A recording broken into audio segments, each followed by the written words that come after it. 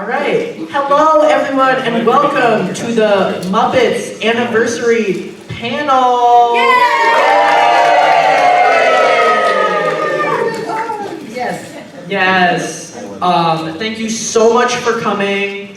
I'm Skylar, and I'm going to be your mod today. And let's start by introducing everyone. So if you just want to talk about, obviously say your name and pronouns, and maybe how you got into the Muppets, or your favorite Jim Henson show. So yeah, and I'll start on the left here.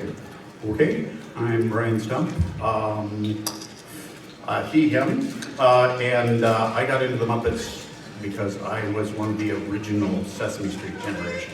I was there. So Bert and Ernie were my first Muppets. You know, I remember when Oscar was orange. I was there. But my favorite is still always.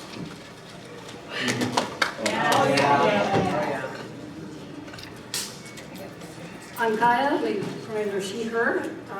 I've been a Muppet fan, quite honestly, as long as I can remember. One of my earliest memories is kind of like a toddler. My dad and I at one point watched Muppets Tonight on Disney Channel. I couldn't have been more than like 2 or 3. And I remember like the day after he was telling my aunt and my grandma about it, and they were excitedly asking who my favorites were. And it's kind of I've been in love with them ever since. Wow, that makes me feel old. I'm Skylar, I use he, him, and there's a certain part of the Muppets that I grew up on. I love Wembley! I love Fraggle Rock, yeah! He's just gonna live here for the rest of the show. We can all look at him. I'm sure he's not feeling anxious at all about that. Anyway, yeah, but I love all of the Muppets, but Fraggle Rock will always be very dear to my heart. Hi everybody, I'm Miss Shannan. In general, I'm a variety of word-related things, and so I like to say that I am a gonzo, because I'm a collection of a lot of things that go with so I've been using that since I was in high school. And so not only grew up watching Sesame Street, but we used to watch the reruns of the Muppet Show and then go and act out Swedish Chef skits. And as many of you know, I'm also a comedian, so Fozzie was my inspiration even as a young child. So happy to be here, everybody. Hi everyone, my name is Dawn. I watched the original Muppet Show, and it's the reason today why I am an actor, specifically because of the Muppet Show. And then eventually getting the opportunity to become a professional puppeteer and actually work with one of the writers of Miss Piggy and all of that stuff. It just was like, what? Yeah. Yeah, so it's amazing.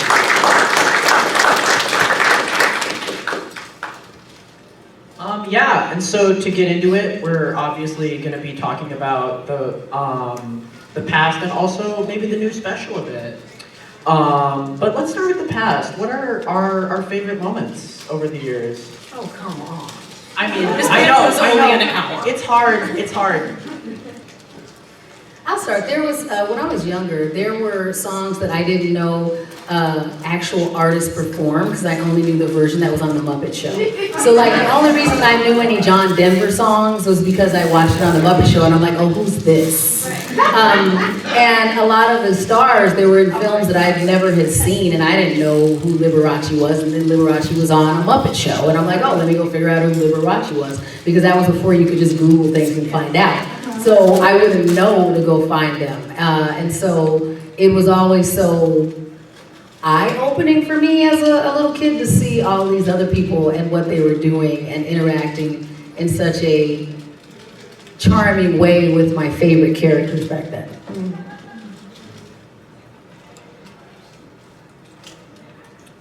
For me, there's this Sesame Street Christmas special, and it's got all of the performers in these like suits because they're ice skating. And so they're all person-sized, which makes them look a little weird, but it's okay. And there's this part where they are all skating in a chain, and they have Oscar the Grouch on the end, and then they kind of lose hold of him, and they just throw that puppet down so many flights of stairs. They just keep throwing him down the stairs. I love it. I should have brought a clip, but go look it up on YouTube. It's wonderful. I guess for me it was, I was always into the Muppets, but when the Muppet movie came out, and I saw that for the first time, it was like, they can do that. I mean, look at that. The frog is riding a bicycle. Yeah, that scene was amazing. He's sitting in the middle of the swamp singing. How does that work? How does that work? And the music of that really, really touched me. Yeah. I'd say one of my favorites was on the original Muppet Show. I think it was Cheetah Rivera doing a number where she was singing and dancing and things were just going wrong and absolutely bonkers in the background, and it just kind of got funnier as it went along. Yeah, that's brilliant. The Muppets had a beautiful way of making a small bit of chaos turn into a gigantic mess, but yet still a beautiful piece. Right. And that's what. Otherwise, Beaker. Beaker is great. Beaker. I know. Yeah, so I'd also like to talk a bit about the special. I don't know how many of us have seen the new special. Maybe we can do like hands. Okay. Yeah. I personally really liked that it aired on public TV. I do not have Disney Plus, and I will not be purchasing it. Yeah. So, but what were your general impressions? Have any of us seen it? And if you haven't seen it yet, and you don't want to get Disney Plus, it is on YouTube now, so you can go just find it in the wild. So if you Google for it, if you search for it on YouTube, you can go watch it. So there's some people who have reposted it. So I thought it was fabulous. As someone who watched so many of the original episodes, I thought that Sabrina Carpenter was a very good guest for it. So if you haven't seen it, so what it is that they start with this very sweet walk-in with Kermit walking into Muppet Theater, and then you see Beauregard turning on the lights and all these things happen, and then they announce that Sabrina Carpenter is going to be the guest, and then everything else looks like a pretty authentic way that the old show looked, which is what I appreciate about it, is that they didn't clean it up so much that you didn't recognize it, which is what I was worried about. It's like, okay, because my thing with the Muppet Show, even though they did have, like you were saying, Bryon, those amazing, how did they make this look like they were in a swamp? And then even like when you watch the original show, you're like, and even in the special, you get to see them, doing islands in the stream in this boat, and they're doing all this stuff, and you're like, wow, that's amazing. But you still have this vague feel that it's community theater. And so it's not supposed to be great or clean. It's kind of just messy, and they're figuring it out as they go. And that's what I really like about the show, is that they're in this dusty old Muppet Theater trying to figure it out. At any given time, there could be some chaos that happens, and everybody's all crowded around. And so that's one of the things I like most about the special, that it still had that kind of stiff feel, even with the way that they were delivered. And I laughed out loud multiple times, and I don't know how you guys feel about Gonzo. As I watch Gonzo, I'm watching him, and they get to the point where Gonzo's going to do his death-defying stunt, and I'm going, oh no, is he going to get hurt? I was like, why would he do that? That's not going to, that looks dangerous. And that's what I love about the show, is that it sucks me in all the time. And I know they're Muppets, and I know it's happening. I was like pulled in, like, how is he going to do that? I thought it was fabulous. Yeah. I absolutely loved it. I thought it felt a lot like the original, which is exactly what it needed to be. I was worried about it originally because for so many years I feel like Disney has not really known what to do with the Muppets, and they've tried a bunch of different things that didn't really work. There was like a series that they did in 2020 over the pandemic where it was like an odd internet thing, and I didn't feel like that worked at all. I love the Bohemian Rhapsody Zoom meeting though. Yeah, that was good. Yeah. That was amazing. Yeah, but I'm really glad the special came out as good as it did. I'd say I was definitely a love letter to the original series, and the people behind making it obviously really, really, really cared, and that came through. And I think it was excellent. I think that's the best you can probably do to recreate what the Muppets were there. And I'm not to be controversial here or anything, and I don't want to defend Disney in any necessary way here or anything, but if people don't watch it, there won't be any more of it. Right. I mean, if we're all watching it on YouTube, to get past the paying Disney thing, Disney's gonna say, oh, people don't want this. They don't want it. And that could well be the end of it. Because for them, that's why it matters. Yeah. Yeah, unfortunately, yeah. I really liked it. I thought it was absolutely fabulous. It was so fun. I did love getting to watch it on public TV though, because I haven't watched anything on actual TV since I was a kid watching PBS Kids. So,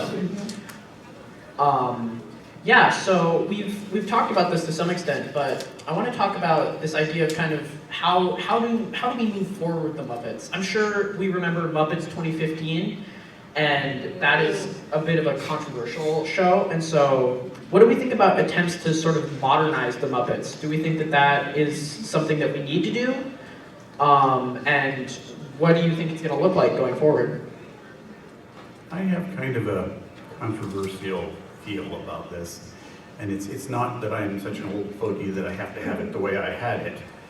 But I have a deep-seated fear inside of me, and this is based on some events that occurred with me, that the Muppets are kind of a niche thing now.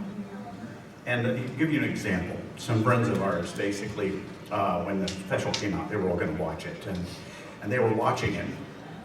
And literally, their teenage daughter came in during Sabrina Carpenter part. She goes, "You guys are watching Sabrina Carpenter. What is this?" And then as soon as the song was over, you know, basically with the chickens and everything, and the Muppets came on, she goes, "Oh God, it's one of your things." And she stalked out. And it was like, I'm a little concerned that, you know, for what many of us think of as the Muppets and what we think we want, I'm wondering, is there a real audience for this? Can I just lean in as the person who currently lives with a teenager? Exactly. They may not like anything, even if they like it. That is part of the methodology of a teenager. And they might not like it until a year from now when they're just in the path of it on their own and it doesn't look like you like it. So, I mean, I think even if we look at the 2013s, I thought that the 2015s, I think that there was something about that Miss Piggy Tonight thing and the vibe, but it was a different vibe. So I think sometimes it's worth it to go, well, we have different things of the property that serves different purposes, and we can try it. And that is not, it doesn't have to always be the same audience. And they can try different varieties, because that had some really good gags in it, some good jokes, some other things. So the joke writer and me liked some of the stuff that they did in that, and they had some good viral moments. But no, it's a whole different vibe. Along that same lines, because I'm still a stage actor today, stage acting has changed in the past 20, 30 years. Like, you have LEDs now, or you have body mics, or you have this, like, how can we bring the current day of theater into the Muppets? And that still works, which is like the whole idea of them doing a Zoom meeting was brilliant. Yeah. And that's my hope for the genre. Yeah, I mean, as a teenager myself, I unabashedly love the Muppets, but I don't know, I may be in the minority. I think the impression I got with the special is I talked to a lot of people about it, and they all said, "Oh, that sounds lovely, I can't believe I didn't hear about that." And then I'd go back and talk to them a month later, like, "Oh, have you watched it?" And they're like, "Oh, no." Okay, you know, we have to support these things, but, you know, I think Back to the Rock. Has anybody seen Fraggle Rock Back to the Rock? No. Hey, one person! 2 people, love. Well, I should confess that we didn't really want to pay extra for Apple TV, so we only had it for a short time, just short enough to see Legit. Okay, yes, that is entirely fair, yeah. Yeah, I think Back to the Rock does a good job because it changes some things about Fraggle Rock, but it really has this amazing energy that the original had. So I think that it does a good job in kind of preserving the tone, which is not necessarily a bad thing, but also changing it a bit, which is also not necessarily a bad thing. So if there were to be more Muppets, what would you like to see? What format would you like to see that take? honestly, I'd like to see more of what that new special was, something like that, because I feel like it married the idea of modernizing it a little bit, like how Sabrina Carpenter was doing her song Man-Child, so you could use newer music. They also used, there was a Weekend song, I forget the name of it They now. did Blinding Lights. Yeah. Oh, yeah. Which, if y'all guys haven't seen it, it's worth watching it to just see Rizzo do the body rolls. Rizzo and if he from a puppeteer That standpoint, is watching some Beauregard do the serious shoulder rolls, I was like, go ahead, Beauregard, I feel you. You know, so that is it. I love that too. That was fabulous watching him do that. Because I thought it was a good choice because it was modern but not brand new. Right. So you didn't have to go, oh, I know that. It was a song that was a few years old and had been in enough commercials, videos, just organically in life that it was okay to have it be there and not, you know, and Rizzo was a good person to be doing Blinded by the Lights. It was good. It was very cool. Right, exactly. They're doing modern things, but in kind of the older style, and it just it felt like it'd been the Muppets as if they'd never left TV, in my opinion. And I think that'd be a great way to keep going with it. I think that I would love to see more of the show. I mean, that's without a doubt, I would like to see more of that. But I think it would be important that they do more than just that. Because there is a real tendency to feed nostalgia these days. And I'm not saying that's necessarily bad because I'm old. But we go for that a bit too much. You know, we're saying, oh, this is the thing. Remember, this is the thing. You know, that sort of thing. And I think if anything was true about Jim Henson was he was always pushing the envelope. I mean, there's a reason he shut down the Muppet Show after 5 seasons, and it wasn't because anybody told him to, or they were out of ideas, or the ratings were dropping. It was like, I've done this, I'm moving on. And his idea was to move on to films. And when we got things like The Dark Crystal, and we got Labyrinth, and things like that, and true, they weren't particularly successful, but they were bold moves in new directions. And I think if we're the Muppets, or that sort of thing to survive, they have to have some of those new directions. They have to move forward. That was the one thing when I was talking, I won't tell you who I was talking to, because I don't want to make a big deal out of that. The person I was talking to, and he said that puppets were not something near and dear to Jim Henson. They were his tool to do what he was doing at that time. And he said if he could do the same thing with something else, he would have done it. And so he would have moved into areas that, I mean, if he had survived, what sort of things would we have now? I don't know. I'd also I don't feel like there's enough content for tweens the way that there used to be. There's not that liminal space in between. And I think this is a good bridge. So we have Sesame, we have these more, adult properties, but I do miss the fact that there used to be more content for tweens so that they weren't all watching the same videos that all of us here watch on TikTok or social media, so that they're out buying hyaluronic acid masks and all this stuff because they don't have stuff that's made for them. So I think this would be a good bridge product for that too. Dawn, any thoughts? No. And that's completely fair. No, I appreciate that. But no, I'm listening and I'm nodding and I'm agreeing. No, love, yeah. I liked what you said about tweens. I think one of the strengths of the Muppets is sort of its all agesness to it. And I think that that's maybe a gap we have in shows right now where we have these really little kid shows, then we have adult shows, and I don't know how much in between you really have. Yeah. Right. When I was a kid, there was a lot of in between. There was like Lizzie McGuire, it was Kim Possible. We got a little bit older, there was Hannah Montana, and Jonas Brothers, that kind of stuff. I don't feel like there's the steps anymore like there used to be. Yeah.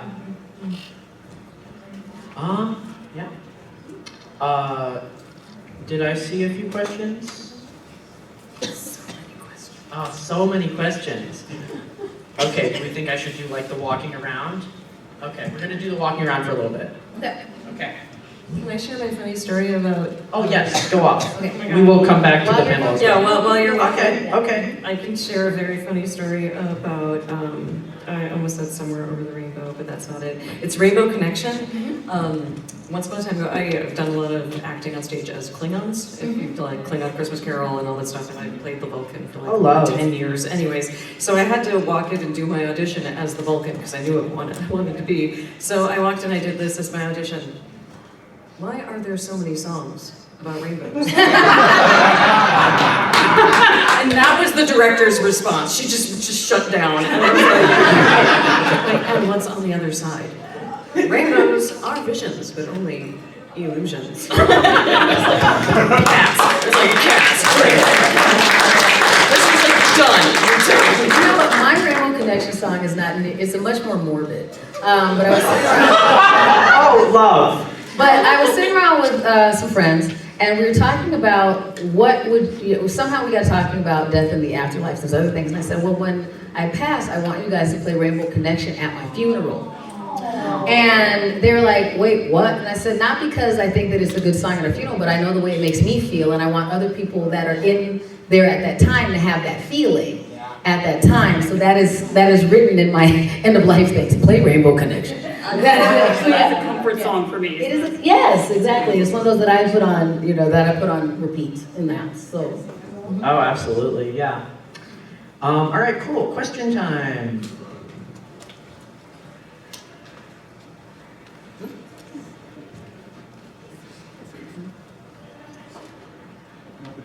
Oh, okay. I think of it later. No, love. That's real. I got so many stories, but I'm going to say one thing. So I was early elementary school when Muppets were out, and they had all the stars and everything, but the one that sticks with me was Schwartz. Yes. And for 6, 7, 8-year-old me, however it was, to see somebody doing that weird performance art. The thing with the pull the paint the eye, the thing. Yes. That freaks me out. Yes. And I'm hoping that if the specials go on, they don't just stick with these big names, but they bring in, because some of the people that came in were just so not as well known. Right. That it brought 7-year-old me into this world that I had no idea, in rural Wisconsin, Yeah. that I had no idea existed. So, That's beautiful. yeah. I've said from the start that my dream host for like a new Muppet Show, for at least one episode, would be Darren Criss, because he's like B or C-list. But he's worked with the Muppets before. He's got an energy that would be absolutely perfect for it. And he'd be like someone that's not as well known. He's more of a bridge to Broadway instead of mainstream. Yeah.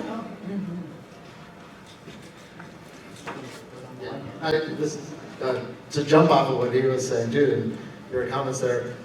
Question for each of you: who was your favorite guest on the Muppets, or even on Sesame Street? Guest appearance. And then, who would you like to see if they continue? My favorite guest back in the day was Harry Belafonte. That was so good. So I love that. Exactly. And I was like, yes. Right. So that was my favorite guest back in the day. Yes, everybody. They're like, Harry is mesmerizing. Who would I have to think on who I would like to see out there now? One of their more current guests I loved was OK Go. Yes. I did the OK Go Yeah, Muppet that's theme. fun. That was a good one. Yeah. Yeah, that was so good. Oh, Jack Jack Black is a Yes. Muppet. Yeah. Oh, that would be so good. John Cleese was very good with the Muppets. He was like, this is my tribe. Yeah. I feel like there's types of performers who, I feel like I saw this in a meme somewhere, I'm not generating this, but who either treat the Muppets as fellow actors or treat themselves as a fellow Muppet. Yeah. Yeah, I was just gonna say that Tim Curry is one of my favorites. It's Yes. Just he treated them like fellow actors. And Yeah. to a point where he has a running joke now that he had an affair with this piggy. Wait, Jason, not Jason Mendoza, because he was in the show. I know, we're all laughing about it, but Jason... Stadium. He was in The Good Place. Oh, Mendoza, yeah. It is Mendoza. Yeah, I would, huh? Yes, Bazookas, there it is, yes. He would be amazing. Oh, he would He is be- also a Muppet. He also, and He was yes. great, yeah. Weird Al Yankovic, I think. Yes. Well, he's already helping to promote their new coaster. Yeah. I don't know what they call it now. It used to be the Rock and Roller Coaster, but now it's the Muppet Has version. Lin-Manuel Miranda been? I know he's been on Sesame, kind of thing, so, okay. It would be absolutely perfect. I have a lot I could say. I'm going to keep this as short as possible. First, has anyone here been to Sesame Place in Pennsylvania? Okay, I went there a couple times as a kid. They have like everything is Sesame Street themed, and there was some Muppet stuff. There was some Muppet stuff too, and I just have the fondest memories of that. But also regarding the most recent special, it was really funny during the Man-Child sequence. My goodness. I just remember my whole family was watching it because we're all very into the Muppets. And my mom is watching as we're all laughing. She's like, wow, I don't remember the Muppet Show being this violent. I'm like, Mom, it's been like this. It's always violent. Promise you. The original title for the show was Sexy Violence. Right? That's what I'm saying. I told her that, she didn't believe me. People are crushed and run over and set ablaze. Like this happens every episode. Yeah. Cartoon violence. She forgets all that stuff. I mean, there's no like Muppet blood, but there's quite a lot of mayhem. Constantly, we have a whole band named on it, so. Oh, yeah, yeah, and I'm going to try to keep this short too, because God knows I could also say a lot. Kind of Miss Piggying off of what you just said. You know, you mentioned that brief Muppets show in 2015, and like a lot of the experiments they've had recently, I thought it had its pluses and minuses. I thought it could have worked. And one of the things, if they found more of a consistent tone, and one of the things that struck me as most surprising was people complaining that, oh, they lost their sweetness, they got too edgy, and I'm thinking, have you seen the original show? Right. They had Alice Cooper trying to get Gonzo to sell his soul. Yeah. He had a cowl trying to hit on, I forget his name, the ballet dancer. But, what was that? Version of Nerve, yeah. Nerve. Nerve, yeah. Thank you. Yes. Anyway, but when you mentioned earlier the question of what we would like to see, what would work for them, I think two of the strongest moments in that series can give us a clue. One of my favorite moments was when Gonzo actually pulls off an even more amazing stunt than he thinks he can pull off with the Foo Fighters learning to fly playing in the background. That really says something about not riding on the stardom that much. I agree that I think too often they think that the stars are supposed to carry these characters. I think more they should kind of underline, accentuate, and take something old or new and fit it to the character. And the other thing they need to do is find ways to take characters into relationships they hadn't had before. Another one of the strongest elements I thought of that short-lived series was that surprisingly sweet end of romance between Sam the Eagle and what was it? Janice. Yeah, who couldn't be more different. And I think that really spoke to what's been working for the Muppets from the start. That ability to be both sweet but also a little self-aware, a little edgy at the same time. And I think they need to find that balance. You know, not be too adult or too kid-friendly, but somewhere in between. And that brings me to my one question. What would be your favorite pairing on the Muppet Show? Whether it was characters who seemed to be briefly flirting with one another or characters who sang a duet together? Well, I want to also say back about that show, most of my concerns with it weren't so much that it was the Muppets doing it, it's that everything with those mockumentaries, and I was just kind of burned out on that period by then. So I'm just like, oh, now, okay. Like, I feel like by the time they executed it, I was so tired of that style that it didn't matter that it was Muppets. I'm like, do something else. And it's possible when the first Muppet Show season came out, we hadn't been oversaturated with variety shows just yet. Yeah. Yeah. I would like to see Ralph, anytime Ralph is there, I mean, with his sultry voice and he's so talented. I want to see him. So, yeah. I did think that Fozzie and his human girlfriend was kind of funny. That was I liked fun. that. Yeah. Especially the bear joke. Yeah, Oh, the yeah. salmon joke. The salmon joke. Good stereotype. Of course, the bear likes salmon. Cool. I will make my way back, I promise. So one of the other lovely Muppet things is, you know, the movies, and there's like, you know, remakes movies, the Christmas Carol, the Muppets Treasure Island. I wish Disney would stop making these live action, and why not cast it with Muppets? Yes! Give us Muppets Knives Out! Sesame Street did Oh, it. they did that on Sesame Street. I wholehearteadly agree, but as someone who is a puppeteer, it's very expensive. It's more expensive to put Muppets than it is for live people. Because you get, the stage has to be built differently, everything. Fair enough. Oh, Muppet Princess I Bride. want that. Exactly, that's the only remake you can have. It's the remake I would want. The original is perfect. How many people saw Muppets Haunted Mansion? I love that. Okay, a fair amount. I watched it because I was going to a Muppets Haunted Mansion drag brunch, which was amazing, by the way. It was wonderful, but I feel like part of that is I didn't know what the Haunted Mansion was. Like it was a ride, and then it was like a Disney film. Yeah. And I don't think enough people had heard of it for it to be super popular, but it was lovely. I really liked it. It was a nice little thing. And it had Pepe, who I love, so. I like Pepe's one of my favorite characters that I like to see do press tours. So whenever you see a Muppet that does a press, like Kermit is always good at it, Miss Piggy is always good at it. Like one of my favorite scenes is Miss Piggy hanging out with Martha Stewart at any time. So that's great. Also, Miss Piggy doing her recap of the Star Wars movie. If you haven't seen it, it's glorious. She also thinks Yoda has a weird voice. Which gave me so much joy. When she said that, look for that clip as well. But I think there's some characters that are really good at doing that, that I think are also fun, where I like to see, back to what you're saying, where they break that wall and they're doing things in the real world. I like watching that as well. Right, yeah, one of my favorite little things that they did to promote the new special that came out pretty recently was they had Kermit and Miss Piggy do a lie detector test. Yes. That was so fun. That was great. Yeah. I love that about Fraggle Rock when you get Uncle Traveling Matt doing stuff in the real world. Love. Okay, questions? Oh, okay. And so has our friend with the sign and yellow. I will get to all of you. Yeah. Things that I would like to see the Muppets do. Lean more into their career.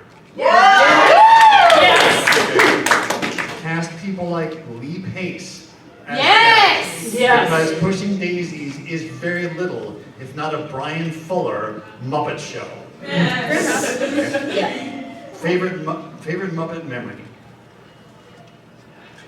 It's not easy being green. My favorite color has always been green. And as someone growing up neurodivergent who didn't know what that was, I always felt different. Thank you. And that was a song for it. Thank you for sharing. My karaoke go-tos. Our friend in the black hat, Skylar. Over here, this friend, sorry, yeah. It's gonna be great. She just had her, we were 2 minutes in and they had our friend in the black hat had the poster up. So, It's gonna be great. I'm gonna get to everyone. yeah. Hi. I saw the show The Muppets Mayhem a couple years ago. And I was wondering, why was it canceled? I don't think it was planned to be anything longer than it was. It was, I think it was written to be that long. Yeah. Yeah, it was, I don't think they canceled it because it didn't do well. I thought it was a miniseries too. Yeah, it was just designed for that length. Okay. And The music again, in for it like was most things great. with streaming and public television or anything, they were looking to see how the ratings were. Oh That's yeah, why they it were was like- great. Yeah, I highly recommend it. The music Yeah. was wonderful. Agreed. And it was funny too. It was, yeah. There's a whole episode where they go out to the desert and get high, which is kind of hilarious. Yeah. Do you know when the Muppets were first created. Oh my gosh, they're Are we talking outdoor like tests? Salmon Friends or? Like How far back are we talking? they're outdoor tests. Coffee ads or? All right, let me tell you, my favorite Muppet was from 1963. He started commercials in '62. I love the Jimmy Dean Show and Yeah. Ralph the dog. But the Muppets have been around since 1955. Yes, Salmon Friends. Salmon Friends. Yeah, Well, I think 1955. The Before commercials Kermit was before a that, aren't frog. they? Might have been. The Willikins won't, copy commercials. Every bit of my old 70. No, because you're right, because they brought him up so they could sell dog food. You know, and talk about stuff. Ralph was created to sell dog food. Mhm. He was a Muppet, but I love the Jimmy Dean Show. Yeah. Which study I was born in. What about Wilkins? He was also the last Muppet to be revoiced. After Jim Henson passed away. But what I feel about 72 years is, I've been hearing all of y'all talking about all these Muppets, these wonderful Muppets, and I've heard some of the stuff you talked to, but I'm an original Muppet person. I mean, the original cast, and I think about them, and yes, I love the Liberace one, but, and you talk about the evolution of the Muppets. Jim Henson died in 1990. Anything after 1990s, not really the Muppets. I'm sorry. He was the creator. Yeah, I mean, we wouldn't have it without him. But I do think, I mean, because he died in 1990, and then he died around May, and then they did the tribute and memorial special by November, so they put it together. So fast. Yeah, and it has one of my favorite Muppet memories at all, because if you haven't seen this memorial, they put it together in such a beautiful, sweet way, because it is a tribute to Jim Henson. They talk about a variety of things he did and projects that were not always Muppet related. So you can see some of the other things in a movie that he received an Academy Award nomination for, and all the avant-garde art that he did. And it was such a beautiful Muppet in a bottle type program that they showed, because you get a letter. They for some reason Kermit is off adventuring or doing something, and they're putting together this tribute for somebody that's Jim Henson, and none of the other Muppets know who this guy is. And so they show all these clips, and they have some members that talk about him, and the story continues to evolve. And then near the end, they are trying to figure out what they're going to do, and Fozzie finds a folder of letters, and they're letters from fans. And people that know him from all these reasons, and the way that he had touched their family and their friends and what their kids and their parents and everybody is writing. And a number of the characters all read these stories into existence and talk about these letters. And there's letters to Kermit about how they're so sad that his friend is gone. And then after that, there is a part where they're deciding what they're going to do, because this whole time they've been putting together this tribute, and they decide that they should maybe do it again, and that's when they do end up doing that Just One Person song again. It still makes me tear up every time we play it, kind of thing, which they had used in a previous episode, but they do that. And all of the cast, all of the Muppets continue to join in, and there at the very end is the first time that we had Kermit recast, and you get to see his new voice and how he joins in at the very end of the thing. So I do think that the franchise and the community really understood what they were going to try to do and move forward and what they were doing. And they made a lot of hiccups, as you said, throughout it, but they did seem, at least at that point back in the 90s, when I was still watching it and in high school, that they were very intentional about how they were going to try and move it forward.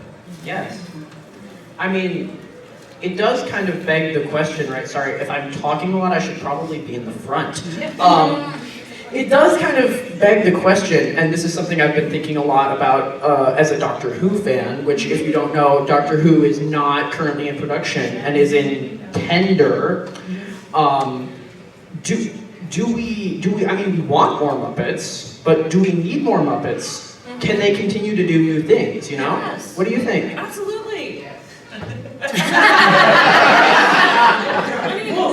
the joy about the Muppets.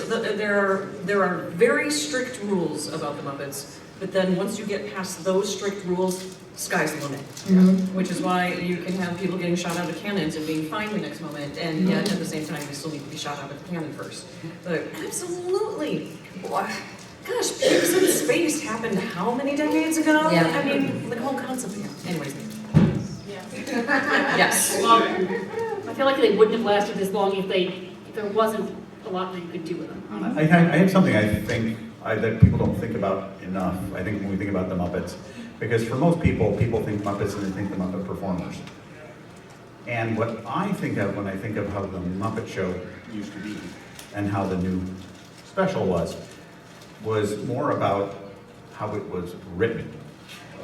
Because to the greatest extent, now Jim Henson had a big hand in writing the Muppet Show, and so did some of the performers, but they actually had writers like Jerry Jewell who basically created what you now think of when you think of how the Muppets work and that sort of thing. And I think more than anything, I think how it is written now is more important, because people say, I don't like the way Kermit sounds now. It's like, is it more important what Kermit says than how he sounds? Right. I mean, I wanted to sound like it too. But you have to be, you know, that can't be the afterthought, you know. And I think that was something that they really centered on when they were originally producing things like the Muppet Show, the Muppet movie, you know, these things. Right. Yeah, I mean, I asked this question, but obviously I want more Muppets. Oh, okay. I do agree with what Bryon said. I think it's kind of the intentionality. I think that Jim Henson put so much intentionality into everything he made, and so I think if we want more Muppets, I want more Muppets not just for the sake of having more Muppets, because of course I love them, but I also want there to be a lot of intentionality in it, rather than just sort of a feeling of nostalgia. But I definitely think that can be done, so yeah. Anyway, I'm gonna keep going back down. So you mentioned Lin-Manuel Miranda, and all I could think was Muppet Hamilton. Yeah. Oh God, that would be so. That would be lovely. That would be so It would be hard. lovely. It's very hard to do. I was 5 when Sesame Street came out. I think one of the reasons the original Muppets was as a hit is, remember in the mid-70s, all the variety shows, and the Muppets were a variety show. What really hurt me when Jim Henson died, he died of a specific, what was it? He had, He got sick and then he had sepsis. It was a respiratory illness It was, that went into sepsis. Yeah, when the sepsis. pneumonia. And, 1990, who was dying of things like that, who didn't have a healthy immune system? My parents my parents were huge Muppet fans, as was I, but they were also extremely homophobic. So when they heard that he died from that, oh, he must have had AIDS. Oh, my God, he was a filthy, evil, disgusting queer. We hate him now, and we're never going to watch the Muppets ever again. And I was screaming at them saying, oh, this particular illness, anyone can get it. And they weren't listening or anything, and it just enraged me so much. And till their dying days, they still felt that way. Sorry you went through that. And it just hurt me so much. Yeah, that's really difficult. Especially when it gave you so much joy. Right. When someone's ready to tear that away from you. His name, 2 years later, another really important artist behind the Muppets actually did die of AIDS from Richard Hunt. Richard Hunt, thank you. Yes, the Muppet Christmas Carol was dedicated to the memory of both, and I think that was very fitting. You know, here's a thing that happened to me after they both had passed, and this was one of the reasons why I never quite got as much joy out of the Muppet Christmas Carol as so many people have, because I was sitting there enjoying it, and then for the Marley scene, they had Statler and Waldorf come up there, and they were both ghosts, right? And that they were both originally done by Jim Henson and Richard Hunt. And I said, oh my God, they're both really dead. And I I just lost it right there in the theater. And I'll watch it today, but I still kind of tense up when I'm going over that scene until we get past that, because it just was such a reminder. It was like, oh God, they really are doing it. Right. Looks like you have a lot of folks in the back. Yeah, I'm proceeding. You're doing such a good job. Oh, thank you. Second time modding ever, by the way. Good for you. I've You're doing a good job on that note. So, kind of totally shifting back on a happier memory here. For me, I first encountered the Muppets when I was very young. I'd say early 90s, very late 80s. My mother got me a bunch of VHS tapes from the Muppets, and probably for me it was the one where it was about singing with the Muppets, and a lot of that had clips from specifically the episodes where they had Alice Cooper, they had Blondie, they had, I can't remember her name now, another famous female singer from that same era, and for me, thank you, yes, Linda Ronstadt, yes. Thank you. So for me, that, it inspired a lot of love for music for me. I've always been, if you know anything about me, I love music, but for me, those kind of things gave me my love of classic rock. They inspired me to kind of pursue music in high school and college and kind of go down that path that I did. But I guess one question I could add to that, who would you want then for like modern musical guests? I mean, we had Selena Gomez, yes, we had OK Go, but who else could be a good pair of musical guests these days? That would be my question. I think we did say like Jack Black would be someone that would be awesome. Okay. I didn't quite hear that. Oh, no, of course not. Okay. And then there was a couple other people who were listed. Weird Al. Weird Al, yes. Under X, of course.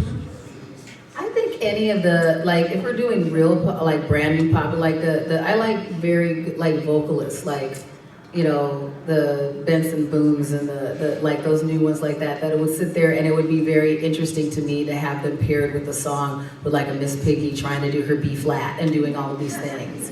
And so I think sometimes that differentiation between somebody that's a really cool vocalist, like even like putting them with an Ed Sheeran or somebody like that could do a variety of different things. And then the Muppets working around them, I always think is what I think is so funny, because it does just put another flavor to the song, and that's what I like about those things. Wayne Brady would be great. The one I would add to that, especially someone who, as an instrumentalist, really likes that, and I really love the Buddy Rich drum battle with Animal, was one of my favorite episodes. Mm-hmm. Tom Morello. Oh! Yeah, Tom Morello or maybe Josh Dunn, that's what I was thinking of, 21 Pilots. Yeah. I think it would be nice if they did stray a little bit into other forms of music rather than just popular music. Because once in a while on the Muppet Show you get something like, well, this is a jazz artist. And it's like, people don't know jazz, and I would be, when as a kid, I would be exposed to something that, that I wouldn't have been otherwise. I mean, Prince's Starfish and Coffee. Yes. Yeah. I mean, that was not his most popular song, but it was great when the Muppets did it. Yeah. And I love that song, just anyways, but when the Muppets did it, it was amazing. Yeah, we were talking earlier about not having less well-known guests in terms of actors. I think we should certainly have that as well in terms of musical guests as well. Hello. Hi. Sorry. I was gonna say, in reference to Doctor Who, I feel like I feel like kind of like the issue that they ran into in the most recent seasons was like, you can't pair yourself with an evil corporation. You very well can try to avoid that. That's the thing that's gonna leave more of the integrity and intentionality in the show, and I think the Muppets has done fairly well with that. And hopefully Doctor Who gets back on track. But speaking of music, and this is maybe a question that has only a couple of answers, but I was at a karaoke night pretty recently where somebody did a wonderful rendition of Am I a Muppet or Am I a Man or Am I a Muppet? And I'm curious, because now that's like my go-to karaoke. What are y'all's go-to karaoke songs? From the Muppets. Oh, yeah. I'm just like, Why are there so many songs about rainbows? That's fine. I'm gonna be a movie star, and I'm gonna learn to drive a car, and I'm gonna be a veterinarian too. And I'm gonna always love you. Ooh, ooh, ooh, ooh, ooh. Yeah, I wanna be a, yeah, that one. Okay. And you picture that? Exactly. Yeah, we were speaking earlier about how most of us would love if the Muppets was more queer, sort of stated. That's rough when they're owned by Disney. I mean, we can hope, but that's gonna be rough. So It's more going to be performative. Correct. Yeah, they had hints of that occasionally. I think there was one Christmas special that was something amusing between Bunsen and Beaker that just kind of came away. And I think sometimes, like, I think sometimes what I'm concerned about is that we get mad at the property when we have to stay mad at the corporation, because the corporation is scooping up the properties versus the properties trying to align themselves with the corporation. And that makes it difficult for all of us, because you're trying to hold the line on things that you're like, okay, I want to be able to vote with my dollars and what I want on this one. And I think they know that. So they scoop up the things that we love. And it makes it very difficult to figure out how we're going to do it. Yeah, they're trying to create monopolies, and that's, yeah. Oh, I got a lot of voice here. So, thank you for coming out here. The Muppet Show had a bunch of great original sketches from Pigs in Space and the veterinary hospitals. I just want to know, would any of those sketches be seen in the new Muppet Show? Like, I hope the so. news reports, all of those sketches, would we see those in the new show if you want them in? And You know, which would have in them? In the new one, what I did like is I like that instead of us going back to Pigs in Space, which made sense back then because we had those space properties and you knew where that was coming from, because we've had Lost in Space. I did think that when we had the new one and they moved to a Bridgerton parody, that it made sense.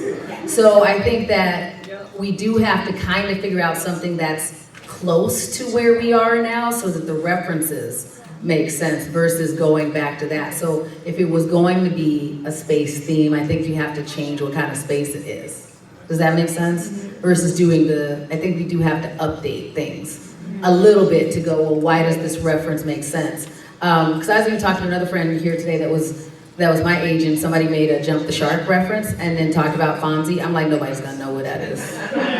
In 2 weeks, nobody's gonna have any idea who Fonzie is. And so I'm like, sometimes I think we have to, that's what I do go, we should figure out how to update those references. yeah, I agree. I mean, I love Pigs in Space, but the sketches specifically are kind of a pop culture thing. So Yeah. I do think that they can be updated and it can still be great. Yeah, there's plenty of sci-fi now that they could parody them. Oh, yeah. Still be spiritually the same, but it would be updated. If they did a Doctor Who one, I would be very happy. Especially if the companion is the human. Yeah. Whoever the human guest star is. Absolutely. Love it. Gonzo, Tom Baker is a Muppet. Yes. But Factually correct.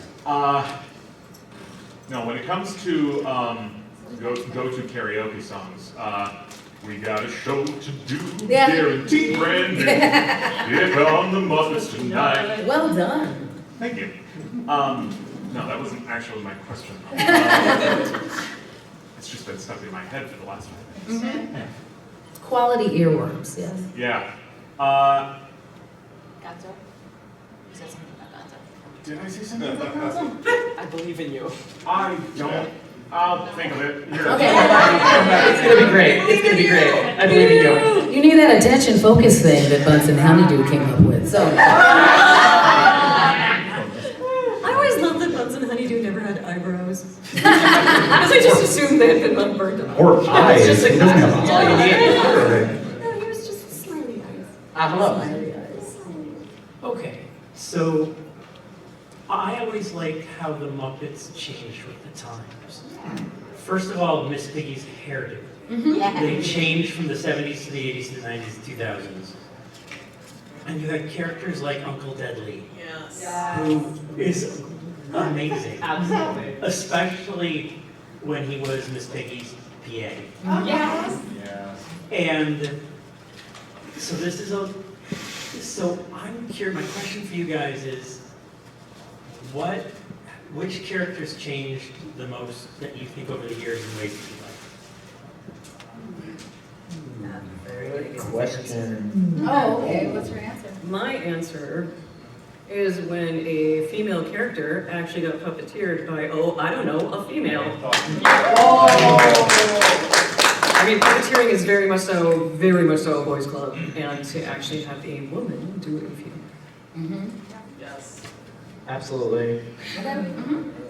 But that's one of my favorite changes that I've seen lately, especially Sesame Street. Sesame Street's really good about that stuff. Derailed. Yeah. Hard question. Yeah, Because I think the way you ask, where I'm going, some of the things that I guess I appreciated it was certain things that just seemed like a good evolution for it was different back then. So Piggy got to be a lot more abusive, and we had to go, you need to throttle some of that back and figure out another way to show that angst. That's not always this. And so I'm sorry, I'm just gonna add on, like I said at the beginning, I know one of the original writers for Miss Piggy, and he was like, oh, Miss Piggy was great, because she could do anything. And I was like, I remember as a child going, you're not supposed to hit people. Right. And this was just a couple of years ago where he just stopped and went, oh, yeah. Yeah, and so stuff like that where I'm going, I don't think that's supposed to be okay, and then I feel bad laughing at it, that she's like always hitting people and doing all those things, and I'm like, but she's not that funny, she shouldn't be to be a bully when people are telling me I'm not supposed to be a bully.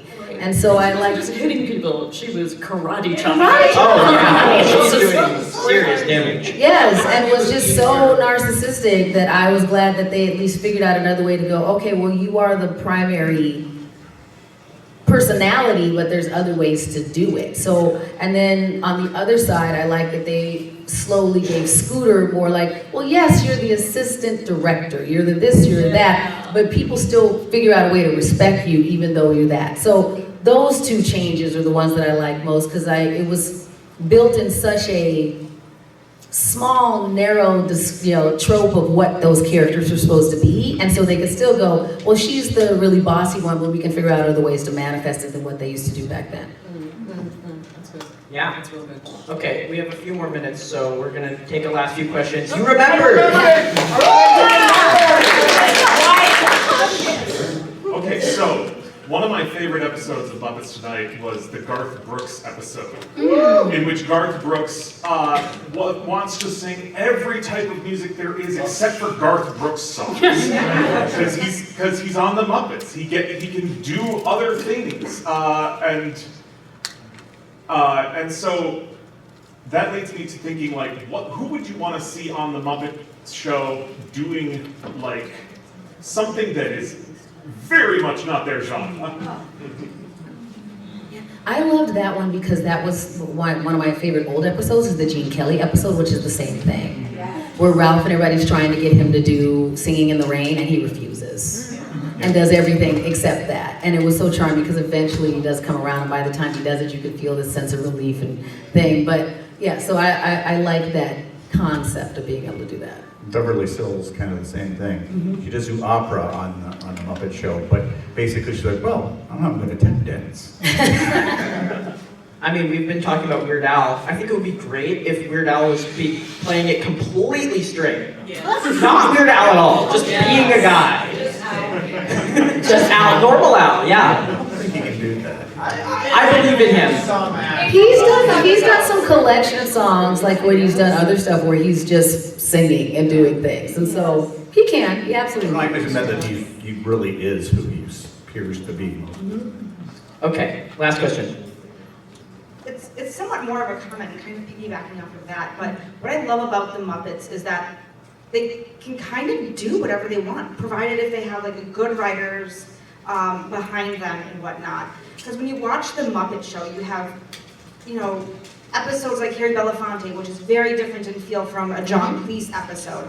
And it kind of reminds me in a way of like Saturday Night Live, where like whoever your guest is, like they're gonna be in some of the sketches and stuff like that, and they almost have kind of control over like what some of the sketches are. Like less so probably in Saturday Night Live because you have like the comedians driving that really, but it really felt like from what I heard about like stories about like John Cleese, is like, he's like, I want to be like, pretend like I don't want to be on the show. You're forcing me to be on the show. And like that's the premise, and like going with that, whereas like Harry Belafonte was like, yeah, it was a very different feel. And I love that, and I love seeing what they can do and how versatile it is, and how versatile, honestly, theater people are too, because that speaks through that in the Muppets. If I could, I know we're almost running out of time. I think the overall most amazing part about the Muppet and the Muppet Show is you had all these characters who were primarily insane in completely different ways, but that every single cast member still supported each other. Yeah. Like, oh, you're going out of a cannon this time again? Great! You know, or just like, oh, everything just broke down and now there's fire? Great! You know, but everyone always supported each other backstage and on stage, and that's my favorite part about the show. I have a quick question for the panel here. Oh yeah. Okay. What is your favorite Muppet possession? Oh, possession? Surely you have a Muppet thing in your home. I heard position and I was like, what are we doing? My favorite Muppet position. I'm like, it's still early. It's when Jim Henson is in Like Muppets After Dark.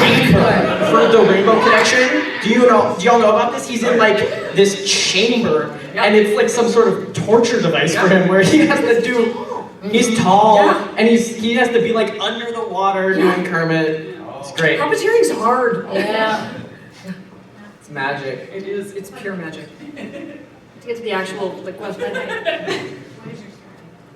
for the actual spec, there's these two like Christmas themed. It's got Fozzie and I've got Kermit that my dad got years and years ago. And they were, I think, at some fast food thing, but they're these plushies. Every year he used to put them up as Christmas decorations. Yes. I mean, I have both of them here, but I'd say my favorite of all time is the Wembley plush here. Speaking of queerness and the Muppets, I got him the day I started T, and I'm now almost 1 year on T. And so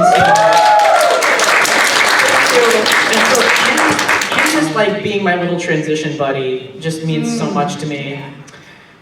So yeah, it's definitely got to be this little guy.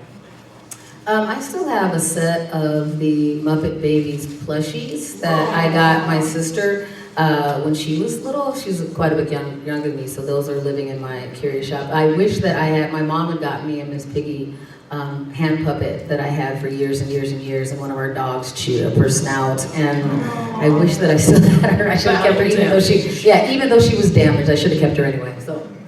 Oh, this is going to sound so pretentious, but I got trained by a Henson puppeteer. Yay. So just to be able to have that skill in the arm and in the body, Henson completely changed puppeteering, and I'm just so grateful for that. All right. So let's all talk about where we're going to be for the rest of the con. Oh God. I'm done. All five of the panels I signed up for, this was the only one that made it through. Hey, thanks for being here. I was ready for 5 panels. Yeah. I got the deal back. I said, you're on the Muppet panel. I was like, wasn't I good enough for the other ones? No, none of the other ones happened. That's the way that goes. Yeah. 8:30, Ready, Steady, Flash. It is a improv rating. That's going to be happening at the Hyatt, just around the corner. Come back here, 11:30 for 8 out of 10 Cats Does Convergence. If you've seen 8 out of 10 Cats Does Countdown, we're doing a Convergence version. Tomorrow, 12:30, we're doing basic Klingon acting on stage. And then 11:30, tomorrow night, we're doing Doomsday Paradise, if anyone's played that video game. It's a dating sim where you have to find love before the apocalypse, but you get to put your name in, and you can get drawn to voice characters. Yeah, lots of fun. Yeah, on the TV rivalry panel tonight at 10 o'clock. Woo! And then Sunday, I can't remember the exact time, I'd have to look it up again, but I'm on Musicals on TV. Oh, fun. We're going to discuss just TV musicals. And I am rushing downstairs to main stage because we have the CONvergence edition of Comedy Through the Chaos with me and 4 other of my very funny comedian friends. So we'll be down there talking about the glitch in the system. So feel free to join us at main stage tomorrow. I have a meet and greet from 4 until 5. And then on Sunday, I will be doing the the Weird Music Listening Society panel. And real quick, shameless plug, we are crowdfunding for the Comedy Through the Chaos TV series. So if you see me and you donate $25 or more, I will give you a custom Miss Shannan Clack fan to you as well, so you come see me. So thank you. They are fabulous. So if you have a hot flash, I can take care of you. Thank you, everyone. Yeah, thank you.